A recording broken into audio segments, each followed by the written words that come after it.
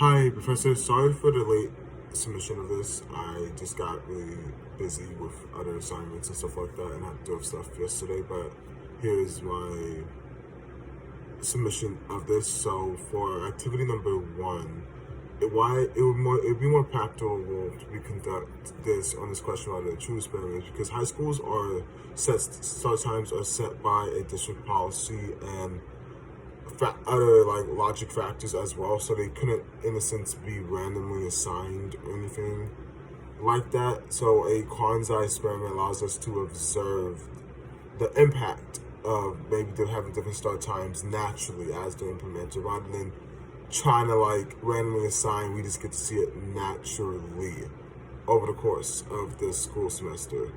So for the four studies, non-equivalent control group post-test only, you would compare the levels of depression in students from two high schools that went to a later start time from early, and how you'd maybe implement this would be spring following start time, students would complete a depression assessment. So it's like, hey, maybe by the time spring comes around, you'd get like have students take a depression assessment to see, hey, what changed and whatnot versus what didn't.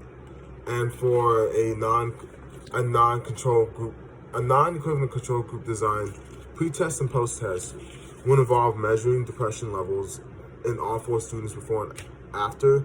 Not students, I mean all four schools before and after they change the time.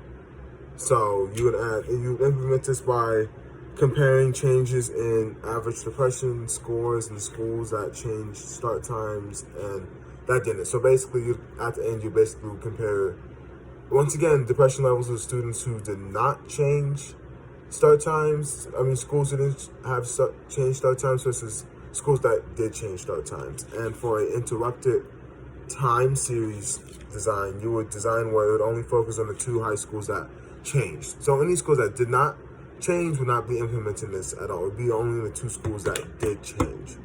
And for implementation of this, you would complete assessing at regular intervals. So you would basically be that you would have four schools you would basically have two changing schools would complete depression assessments at regular intervals. So maybe 3 times during the last year or throughout the year intervals to see what keeps changing or what were the changes over time. Then for a non-control group non-equivalent control group interrupted time series design, it would combine it would combine the previous elements into this one experiment of the treatment groups. So control and tracking depression levels over multiple periods of time, and students at all four schools will complete depression assessments at regular intervals before and after the start change.